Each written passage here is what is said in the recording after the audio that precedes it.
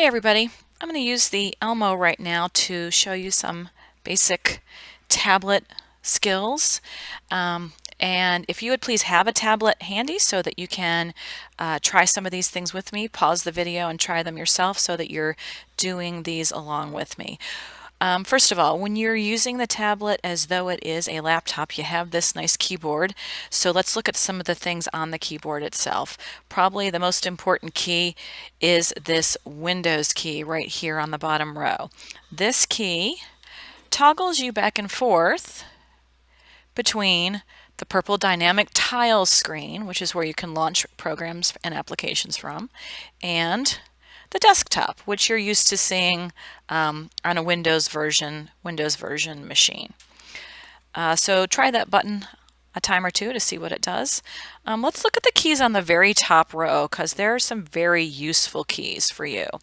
These first three keys on this side over here are volume control keys. There's a mute key, a volume down, and a volume up. The next key over is pause and play, which will work whenever you're showing a video on your tablet. And the next key over is a magnifying glass, and it does the thing that you probably expect it to, which is when you click it, it opens up this search box. Now this search box is defaulted to search everywhere, which means it's going to look both on your device and also out on the internet. If you click that and drop that down, you're going to see some other choices there. So if you're looking for something specific on your device, you can use this to find settings, files, web images, and web videos. And when you choose those two searches, that's going to use a Bing search to search for those things for you. All right, back to the keyboard. These two are for sharing social media, so they're a little irrelevant for our instructional purposes. This next key is very useful because it's that gear. It's that settings gear that you're used to seeing. And when you click it, which I hope you just did, it's going to take you to the settings for your tablet. You can go here when you need to change the Wi-Fi that you're on. You can go here to make some keyboard changes and go to the control panel. The other thing you might want to use is this power button. You get three choices: sleep, shut down, and restart. And it's a nice way to turn your device off without using that power button at the top of the device. All right, finally, two very useful buttons here are the ones that look like little sunshines, and those two buttons adjust the brightness of your screen. And let's see if I can show that to you. You'll see appearing there, it is right there. You'll see the brightness going up and down, so you can change the brightness depending on the room that you're in and the view that you want to have. Okay, so let's talk about this thing now. Instead of being a laptop type device, let's talk about it like it's a tablet. So I'm going to disattach the keyboard by depressing that button, and I'm going to set the keyboard aside for a few minutes. And let's just look at this screen. There we go. Okay, so that's the desktop view. And here's another Windows button, and you can probably guess what that does. That toggles you back to the purple dynamic tiles screen. From this screen, I want to show you just a couple things. If you grab the purple part and slide it just a little bit to the left, you will see a down arrow appear, and when you click that down arrow, you go to your All Apps screen. As you scroll left and right on the All Apps screen, you see all of the programs that are pre-installed on this device. You see Microsoft Word and Excel and Google Maps and a calculator and a sound recorder. A Movie Maker is on here. There's really quite a bit that you and your students can use.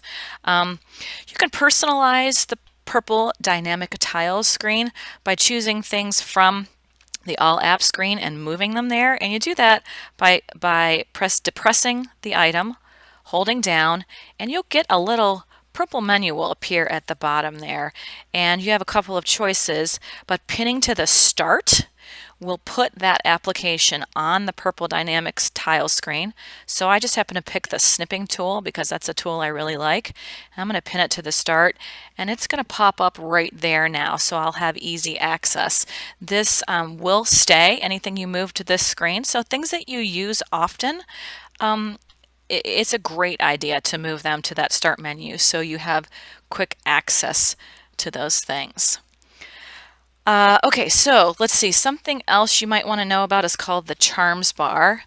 And I'm going to move the tablet just a little bit. If you swipe in, starting from the black part of the screen towards the purple part of the screen, just slightly, you're going to open up what is called the Charms bar, and you're going to recognize all of those things because those are the same icons that were on that top row of keys that we just looked at. It's a way that if you're using it as a tablet, like you're out in the world taking pictures, that you can get to things like settings and search on this Charms bar over here. It also brings up the time and date if you need to know the time and date. All right, and finally, let's look at a couple of swipes. Once you open an application, so I'm going to open up Microsoft Word. You obviously you know that you can go to that red X to close out of applications, but any application that's opened can be closed by starting at the top of the tablet in the black part and dragging to the bottom of the tablet off the black part, and that's going to completely close out any application that you have open. Let's talk about how to take a picture with this tablet and how to find the picture, and that's the last thing that we're going to do. So I've already moved the camera icon to my start menu, but of course you can find it down here in your All Apps screen. I could have also typed the word camera into my search engine, and that's going to bring that up right over there where you can't see it, but there's the camera. There's the camera application. So go ahead and let's look at that camera application. So click that camera application to open it. And this is going to be a nice picture of the desk that is behind the camera on the Elmo here.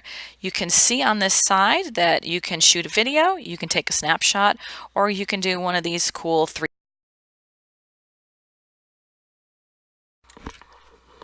Okay, let's pick up where we left off, which was using the camera feature of the tablet. All right, if you touch the lower black part of the screen and pull up just slightly, you will see that you have a couple of choices from this live photo. One of the things you can do is change the direction of the camera so that you can take a selfie. Hi. Timer, and you can change the exposure of it. If you grab the live shot and pull just gently to the right, you're going to be flipping through your camera roll, and these are the pictures that you have already taken. If you want to stop and work on a particular picture to use it again for something else, just tap on the photo that you stop on, and you're going to get some editing choices: delete, go back to the camera, set as lock screen, slideshow. But crop right here allows you to change what's in the view. This works a lot like your camera on your smartphone does. Click apply, and I can either save a copy or update the original. The other buttons in the editing menu here are cool and handy. Popping up on the right hand side are some editing choices, and I can also adjust things like the lighting and the color of the photo, and I can add effects like vignette to my photos. All right, finally, you need to know where to find these photos. So I'm going to show you where the camera roll is on the device.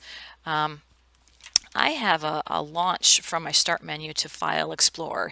If you don't have that, you can go to your desktop screen. All right, and right down here at the bottom, you're going to see that file folder. If you click that open, this should look really familiar to you if you use Explorer in a Windows machine. If you look under this PC in a folder called Pictures, that is where your camera roll is. And that's where you can go to find those pictures when you want to use them for something. Okay, that's all we're going to talk about today. So have a good day and let your TRT know if you have any questions.